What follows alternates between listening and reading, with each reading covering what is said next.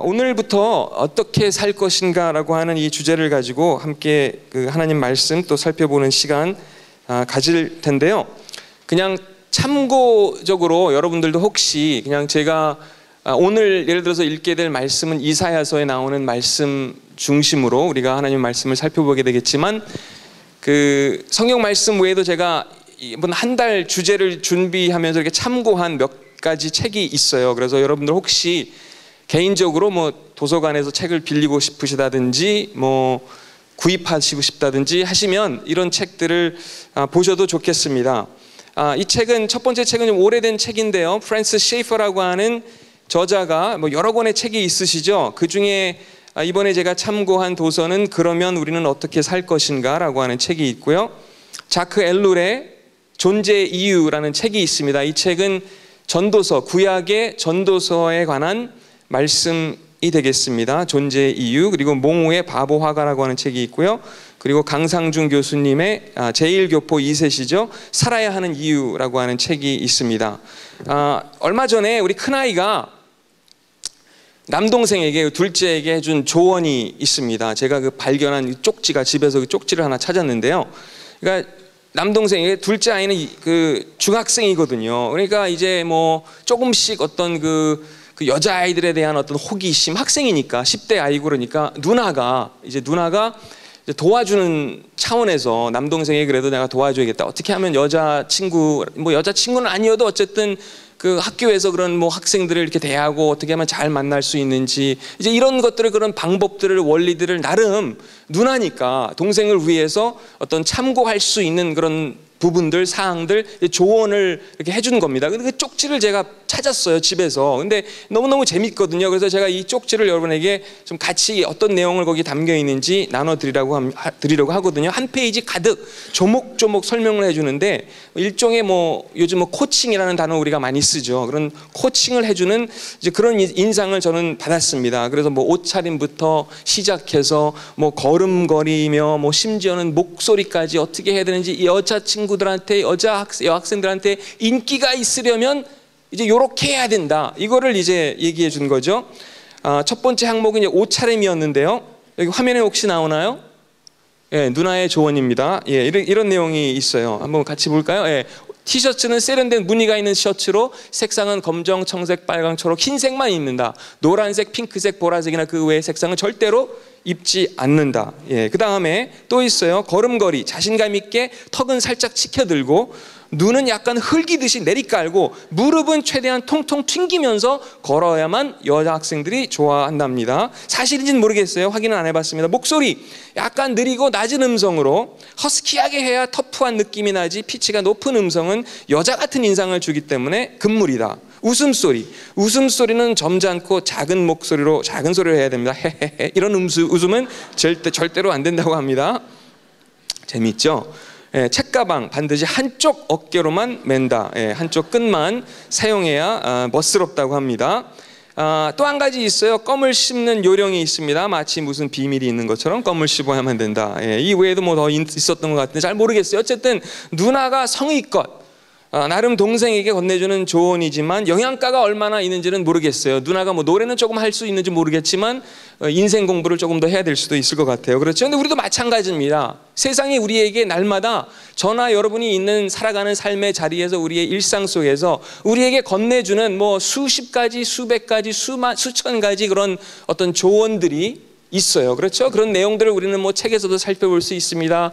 뭐 인터넷 기사를 보고 뭐 찾아볼 수도 있습니다. 그런 뭐 여러 가지 차원에서 우리가 오늘을 어떻게 살아야 되는지 그런 방법들을, 원리들을 가르쳐주는 그런 정보들을 우리는 뭐 언제든지 찾을 수 있거든요. 노후 대책은 뭐 어떻게 해야 되는지, 뭐 건강 관리는 뭐 어떻게 해야 되는지, 뭐 인간 관계는 뭐 어떻게, 이런 것들을 우리는 정말 많은 그런 정보들 속에서 우리가 오늘을 살아가고 있죠. 근데 어떤 정보, 또 어떤 조언, 어떤 애드바이스, 이런 것들을 무엇을 우리가 따를 건가에 따라서 삶의 어떤 결과도 그만큼 자연적으로 달라지는 것 같습니다. 인터넷을 뭐 검색해 보세요. 방대한 양의 자료들이 우리를 날마다 줄기차게 조언해 주죠. 좀 더 성공적인 삶, 좀 더 있어 보이는 삶, 좀 더 매력적인 삶, 이런 삶을 어떻게 우리가 살아갈 수 있는지 말이죠. 그래서 많은 사람들은 성공 신화에 집착하게 됩니다. 또 그런 사회를 우리가 그런 문화를 알게 모르게 만들어가는 것 같기도 합니다. 성공의 기준은 결국 돈, 명예, 멋스러움, 경쟁에서 이기는 것, 이런 것들을 보여주고 있죠. 하지만 하나님은 오늘을 살아가는 우리들에게 조금 더 다른 곳에 우리의 시선을 두고 좀 더 다른 곳에 우리의 마음을 두라는 말씀을 해주십니다. 오늘 우리가 읽게 될 이사야서의 말씀도 크게 다르지 않거든요. 많은 사람들은 성공 신화에 집착하지만 하나님은 그분이 우리에게 주시는 가치, 그분만이 우리에게 주실 수 있는 어떤 삶의 의미, 아름다움을 만들어가는 삶, 이런 것들에 관심을 가지라고 저와 여러분을 초대하시는 분입니다. 제가 최근에 만난 어느 사업가가 있어요. 이분은 어떤 이렇게 막 대단한 그런 사업을 하시는 분은 아니지만 오래전에 19만 원을 가지고 사업을 시작하셨다고 합니다. 그러니까 가족이, 이분의 경우는 아주 어릴 때 9살 때였나요? 아마 굉장히 어린 나이에 부모님을 잃게 됩니다. 장남이에요. 동생들이 많아요. 그러다 보니까 학교도 제대로 갈 수 없는 그런 형편입니다. 동생들은 좀 학교를 갈 수 있으면 좋겠고, 그래서 이분은 중졸인가요? 그러니까 고등학교도 못 들어가셨어요. 그래서 그냥 일찍이 어린 나이에 그 동생들을 위해서 말하자면 희생하면서 일을 하시는 거죠. 그러다가 어느 가게를, 이제 19만 원이라고 제가 말씀드렸죠. 19만 원을 어디서 나셨는지 모르겠지만 어쨌든 19만 원을 가지고 작은 가게를 시작하시는데, 이게 어떤 가게냐면 미술용품을 판매하는 가게입니다. 근데 이분이 성실하게 꾸준히 열심히 일하다 보니까 이 가게가 점점 더 커지면서 그분이 살고 있는 그 지역에서는 꽤 이름난, 소문난 그런 가게로 발전을 하게 되었다고 합니다. 근데 이분이 하신 얘기가 제가 직접 들은 얘기예요. 최근에 무슨 말씀을 하시냐면 대단한 사업 아니고 그렇게 돈을 많이 버는 그런 가게도 아니지만 미술 공부를 하는 사람들, 물감을 팔면서 크레파스를 팔면서 지우개를 팔면서 색연필을 팔면서 이 사람들이 그런 그림 활동, 미술 활동을 하면서 조금 더 우리 사회를 혹은 학교를 혹은 가정을 조금 더 아름답게 만들어가는 사람들을 내가 조금이라도 뒷바라지해 줄 수 있는 게 참 기쁘다, 참 고마운 일이다, 그런 말씀하시는 것 있죠. 제가 그 얘기를 들으면서 굉장히 감동을 받았어요. 왜냐하면 작은 일일지라도, 작은 것일지라도 하나님께서 우리에게 허락해 주신 것이 있거든요. 우리에게 주신 꿈이 있어요. 우리에게 주신 재능이 있어요. 그렇죠? 그것을 가지고 내가 하나님의 이름으로 움직일 때 하나님은 아름다운 교회도 만들어 가시죠. 아름다운 문화, 아름다운 사회, 학교, 가정을 만들어 가시거든요. 대단한 일이 아니어도 되거든요. 그렇죠? 하지만 우리는 많은 경우에 성공에 꽂히게 되고 성공 신화에 집착하는 경우가 참 많이 있습니다. 하지만 하나님은 그것보다 가치와 의미를 위해서 살아가라고 우리를 초대하십니다. 성공보다 위대한 것은 어떻게 보면 아름다움이죠. 성공이라는 단어는 욥기 5장 또 전도서 10장의 성경에는 2번밖에 나오지 않는 단어라고 합니다. 하지만 아름다움이라는 단어는 200차례 이상, 200번 이상 성경에 등장하는 단어라고 합니다. 사실은 다른 사람들의 기본적인 어떤 욕구라고 할까요? 그런 작은 필요들을 우리가 알아가게 되고 그 작은 필요일지라도 그것을 우리가 정말 온 마음을 다해서 그것을 채워줄 때 그 속에서 우리는 커다란 의미를 또 기쁨을 경험하고 또 발견할 수 있는 것 같습니다. 질병과 싸우는 일, 또 거기에 해당되겠죠. 혹은 글을 읽을 줄 모르는 사람에게 글을 가르쳐주는 일이 될 수도 있겠고요. 어린 아이들을 위해서 우리 교회 같은 경우도 많은 선생님들이, 주일학교 교사분들이 하시는 일이 그런 거잖아요. 아이들 만나주고 머리를 쓰다듬어주고 성경 말씀을 읽어주고 노래를 불러주고 노래를 가르쳐주고 같이 불러주고 같이 같이 어린 아이의 그 눈높이에 내려가서 그 아이들 수준에서 놀아주고 대화하고 얘기 들어주고, 그렇죠? 이런 일들이 얼마나 의미 있고 또 가치 있는 일인지 모르겠습니다. 그 외에도 기본적인 어떤 사람의 욕구란 알고 보면 그렇게 다양하지 않은 것 같아요. 그렇죠? 뭐 먹을 음식, 또 옷, 입을 옷, 뭐 집, 이런 것들이 기본적으로 우리에게 필요하죠. 건강, 안전한 환경, 배울 수 있는 기회, 뭐 소속감, 또 인간의 어떤 존엄성, 이런 것을 또 알아주는 것, 평화, 뭐 정의를 원하는 이런 것들이 우리 사람이죠. 이사야서 43장의 말씀 제가 쉬운 성경으로 읽어드립니다. 16절에서 19절까지만 읽을게요. 여호와께서 이렇게 말씀하셨다. 내가 백성을 위해 바다에 길을 내고 거센 물결 사이에 길을 만들었다. 내가 전차와 말들을 물리치고 용맹스러운 군대를 모두 쳐서 이겼다. 그들이 쓰러져 다시는 일어나지 못하고 꺼져가는 불꽃처럼 쓰러지고 말았다. 너희는 전에 일어난 일을 기억하지 마라. 과거의 일을 생각하지 마라. 이게 재밌는 게요, 전에 하나님께서 좋은 일을 하셨어요. 놀라운 일을 일으키셨어요. 그런데 과거의 그 일을 생각하지 말라고 하세요. 왜요? 이제는 하나님께서 또 다른 일을, 새로운 그 역사의 어떤 한 페이지를, 새로운 일을 저들의 삶 속에서, 우리도 마찬가지죠. 우리의 삶 속에서 새 일을 시작하시겠다는 말씀을 이사야서 43장에서 하고 계십니다. 19절에요. 보아라, 내가 이제 새 일을 시작하겠다. 그 일이 이미 나타나고 있는데 너희는 알지 못하겠느냐? 내가 사막에 길을 내겠고 메마른 땅에 강을 내겠다. 이렇게 말씀하십니다.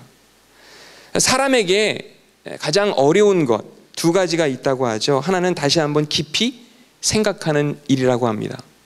그렇잖아요. 우리도 사실은 마찬가지일 것 같아요. 내가 다시 깊이 생각해야 될 일이 있는데 깊이 생각하지 못해서 뭐 우리는 뭐 화를 내기도 해요. 뭐 섣불리 어떤 일에 있어서 섣부른 판단을 하기도 합니다. 뭐 어쩌면 욕을 할 수도 있어요. 다른 사람을 뭐 비웃거나 비난할 수도 있습니다. 그렇죠. 무시할 수도 있겠고요. 어떤 말 실수를 한 경우도, 왜요?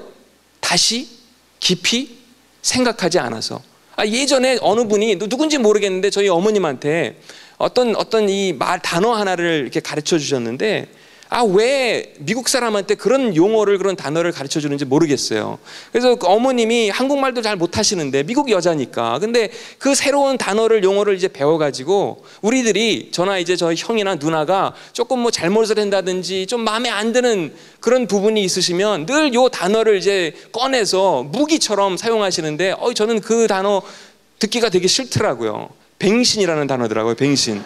병신인데 어머님이 약간 미시간식 발음을, 우리말을 하실 때 있기 때문에 미시간주에서 태어나셔서 거기서 줄곧 잘하셨거든요. 그래서 뭐 형이든 누나든 저든 뭐 집안에서 저희들이 뭐 심부름 시켰는데 잘 말을 안 듣는다든지 뭐 짜증나는 일이 있으면은 뭐 주로 이제 영어로 말씀하시고, 뭐 욕도 욕은 안 하시겠지만 어쨌든 영어로 뭐 말씀하시고, 근데 꼭 누가 그 단어를 가르쳐 줘 가지고 마음에 안 드는, 그런 안 내키는 부분이 있으면은 야 뱅신 뭐 이러시는 거예요. 뱅신.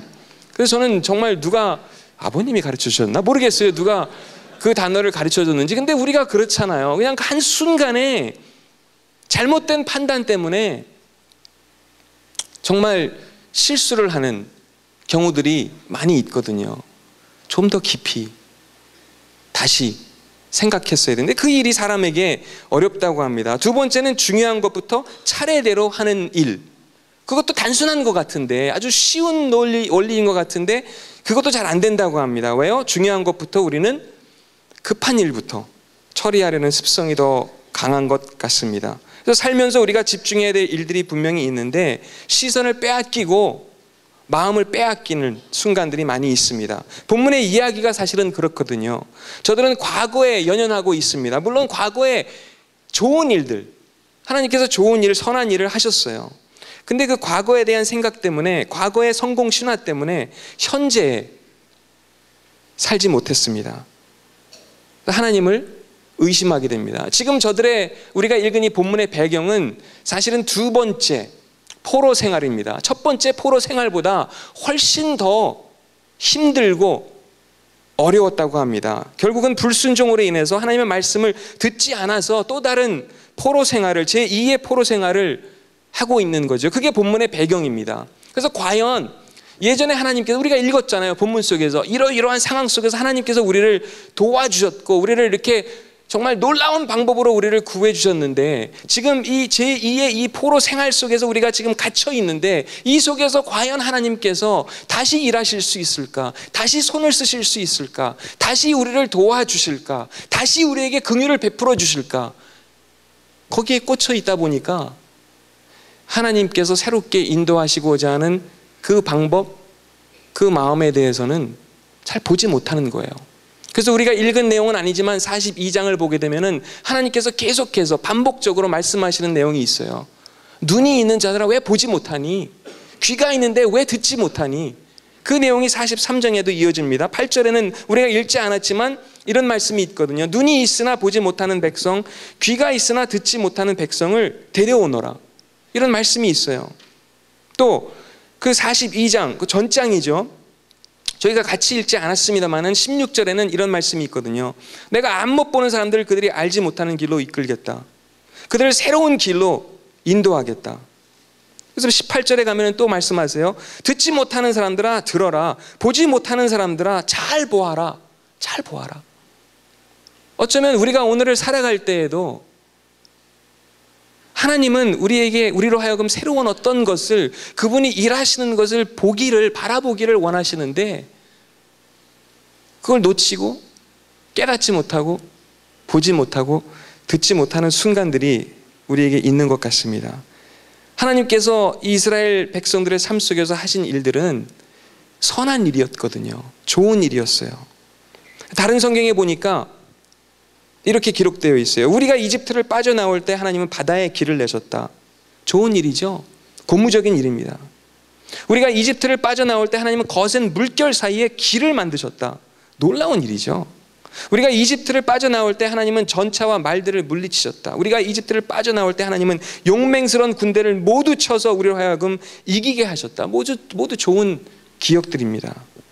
근데 문제는 조금 전에 말씀드린 것처럼 하나님께서 이미 그런 엄청난 일을 해주셨는데 설마 그런 일을 내 삶 속에서, 우리 안에서 다시 하실 수 있을까? 과연 나를 그만큼 생각하실까? 그만큼 기도하고 하나님께 매달릴 가치가 있는 걸까? 과연 하나님이 우리를 위해서 또 다시 싸워주실까? 과거의 좋은 기억이 앞을 가리워버렸어요. 결국 어떻게 합니까? 주저앉게 되죠. 믿음도 용기도 희망도 저버리게 됩니다. 하나님이 새 일을 시작하시려는 것을 볼 수 있어야 되는데, 19절 내용을 우리가 아까 읽었습니다마는 그 전에 16절, 17절 하나님께서 이전에 하신 일, 저들을 구출해 주신 그 방법과는 또 다른, 전혀 다른 방식으로, 전혀 다른 방법으로 하나님께서 일하신다는 얘기를 19절은 기록해 주고 있거든요. 이제 내가 새 일을 시작한다. 그 일이 이미 나타나고 있는데 너희 알지 못하겠느냐? 내가 사막에 길을 내겠고, 예전의 방법이 아닙니다. 이제 전혀 다릅니다. 그렇죠? 이제는 사막에 길을 내겠고 메마른 땅에 강을 내겠다. 하지만 과거에 경험한 그 일 때문에 저들은 미래를, 내일을 보지 못하고 있었습니다. 하나님을 제한시키지 말라는 그런 말씀이죠. 영어로 그냥 한마디로 표현해 본다면 Do not limit God, 이렇게 저는 설명할 것 같아요. 근데 우리는 우리의 삶 속에서 그 하나님을 리밋하고 제한시키는 순간들이 저에게도 있어요. 하나님께서 이런 일을, 새로운 일을 나의 삶 속에서, 우리 안에서, 교회 안에서 시작하기를 원하시는데 그 미래가 보이지 않아서 내가 먼저 포기하게 되고 주저앉아 버리는 순간들이 많이 있습니다. 얼마 전에, 지금은 좀 시간이 좀 흘렀죠. 저쪽 테크노 지역에 그 학교가 이렇게 올라가는 게 보이더라고요. 그래서 여기 이쪽에, 여기서는 좀 거리가 있지만 여기 학교 새로운 건물이 들어서는데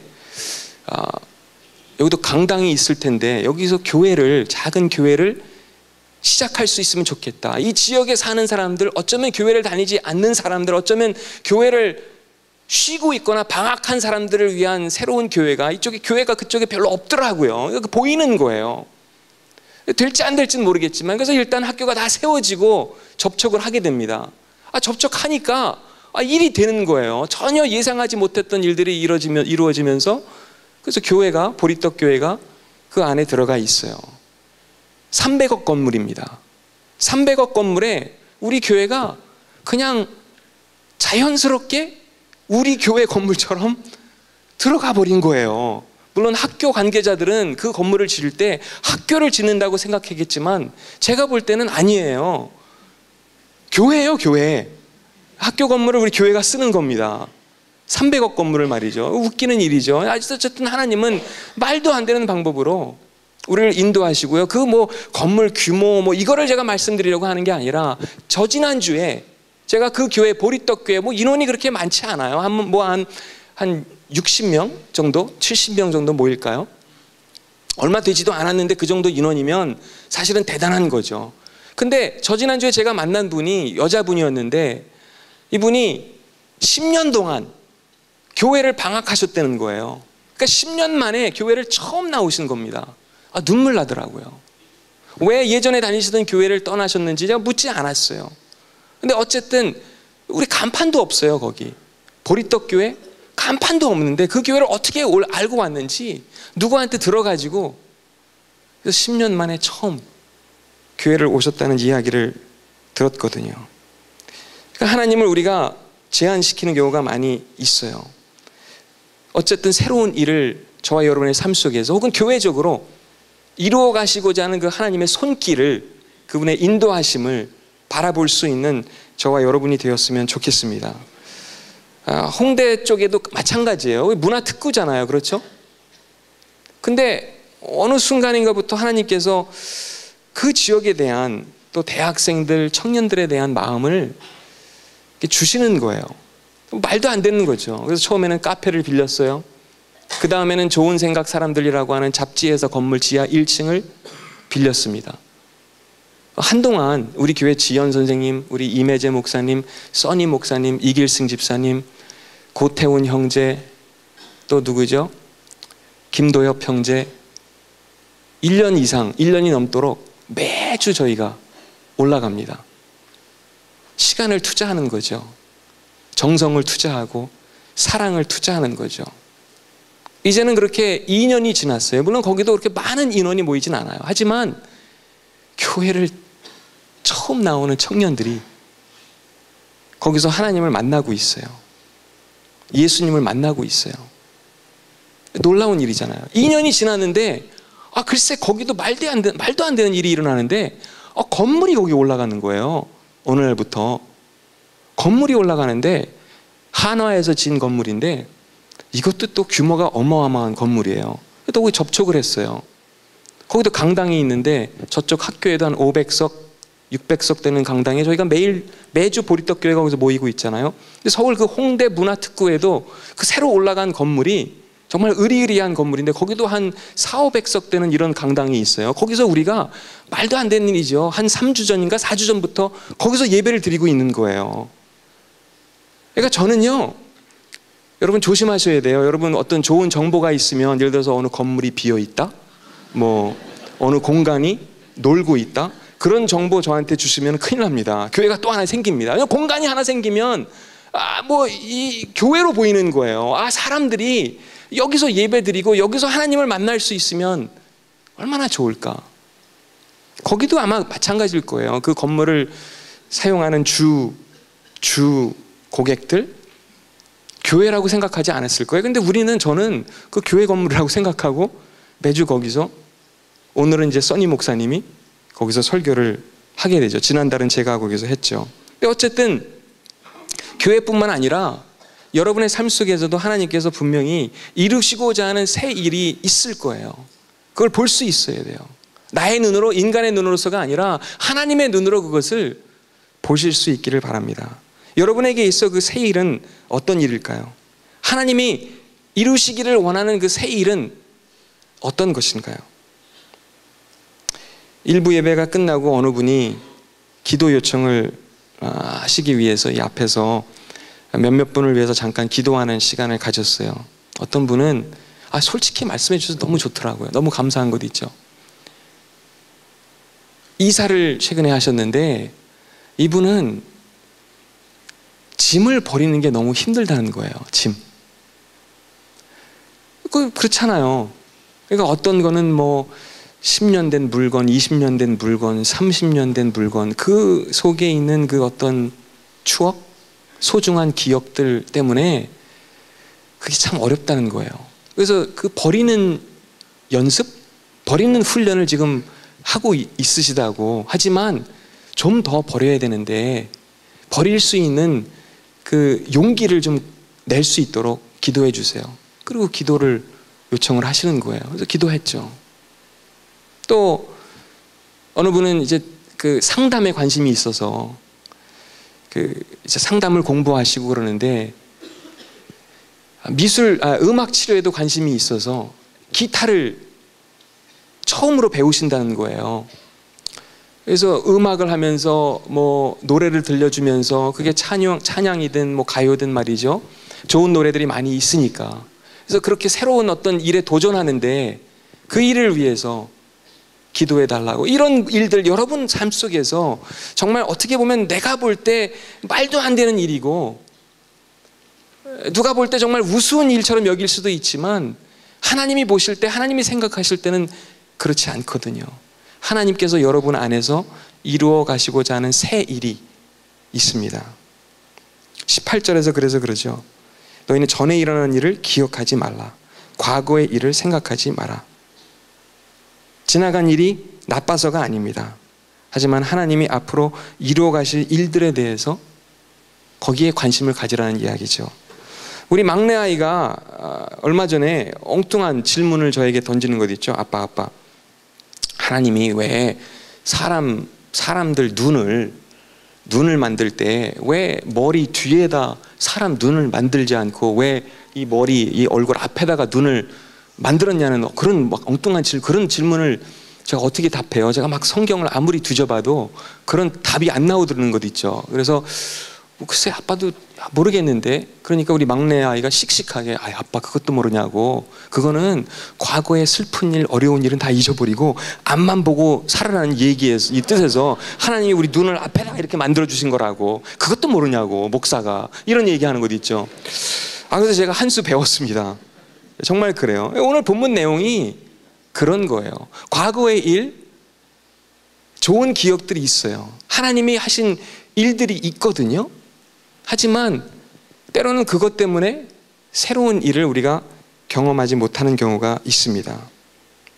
하나님이 원하시는 것은 우리의 미래가 과거와 전혀 다를 수 있음을 보라는 거죠. 우리가 과거에 갇혀 사는 방법이 한 두 가지 정도 있다고 하죠. 하나는 과거의 실패나 아픔에 집착하는 거라고 합니다. 난 왜 늘 이 모양이지? 난 왜 되는 게 하나도 없지? 패배의식, 뭐 열등감, 뭐 비교의식, 이런 거겠죠. 거기에 갇혀 살면 헤어나오기 정말 어렵습니다. 여러분 아시잖아요.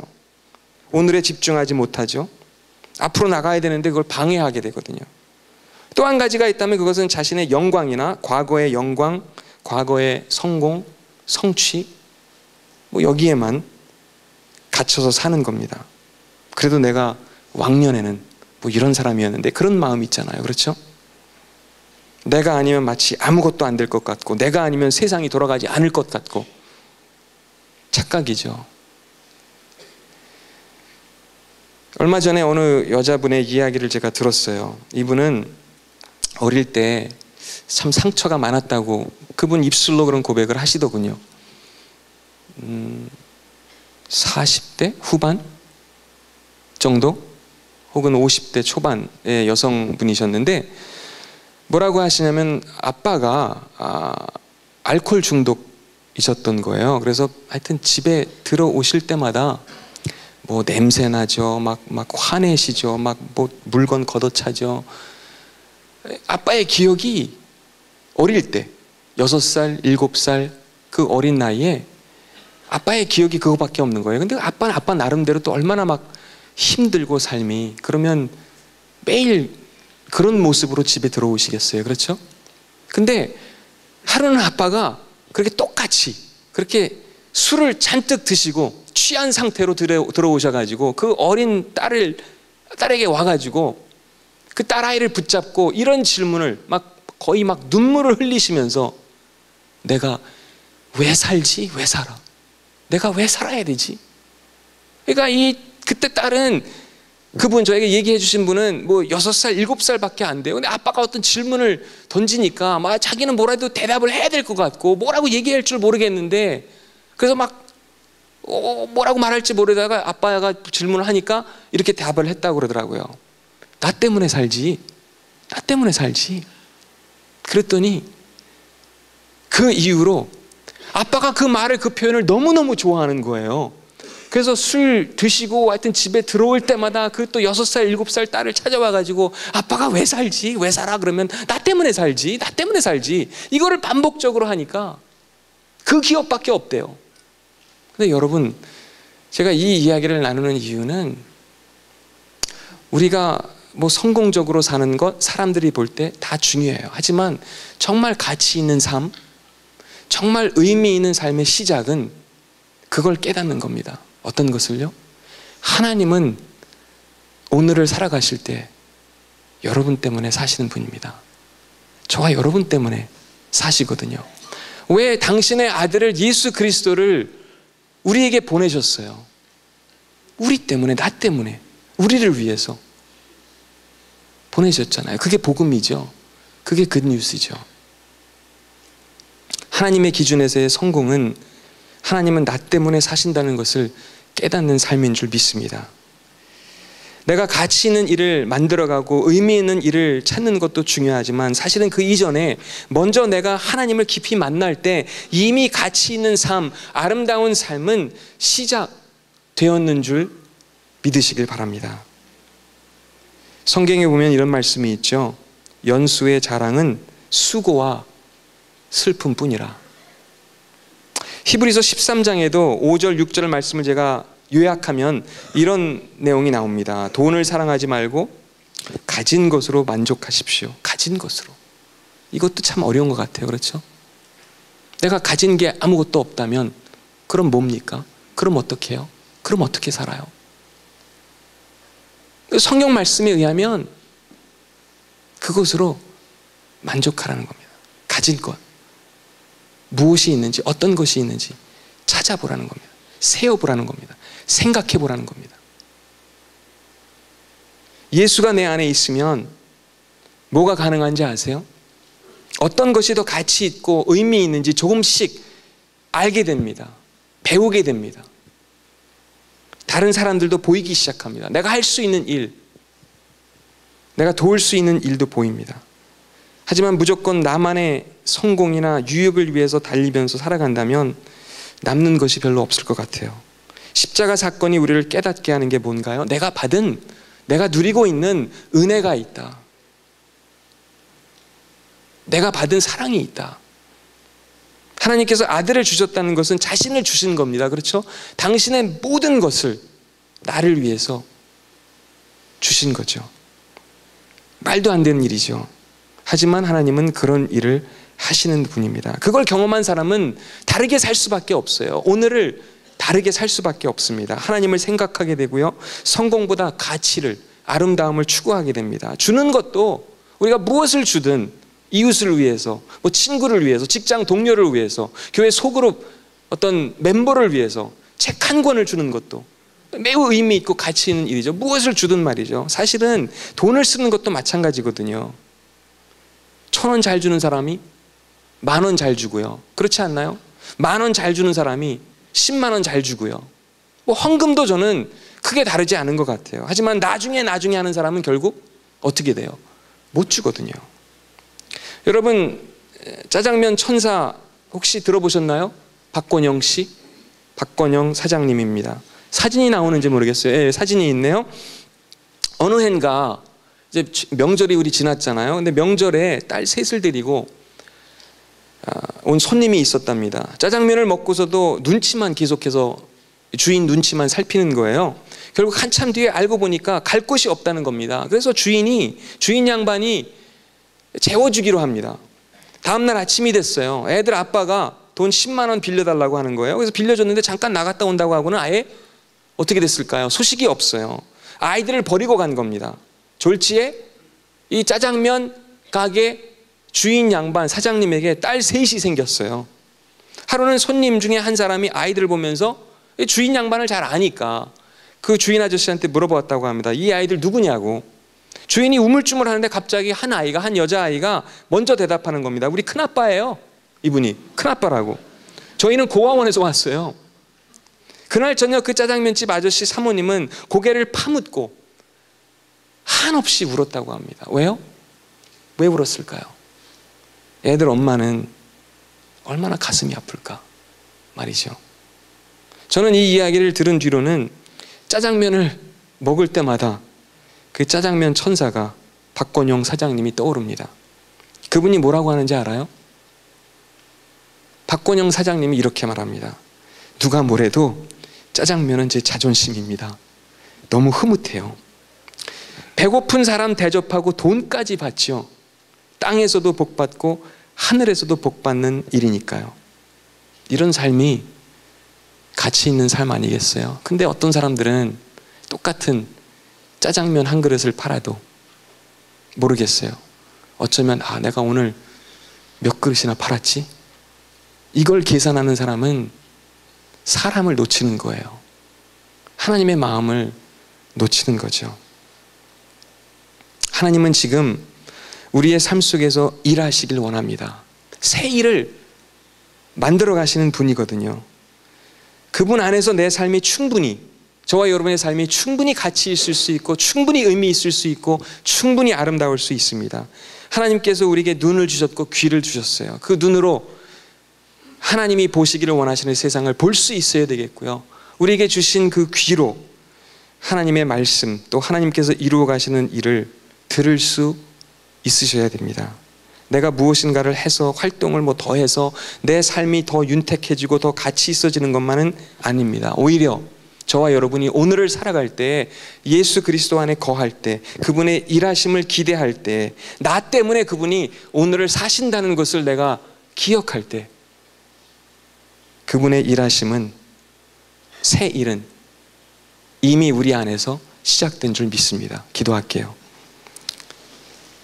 이 시간에 같이 기도하실 때에 여러분 안에 하나님께서 시작하신 새 일은 어떤 것인가요?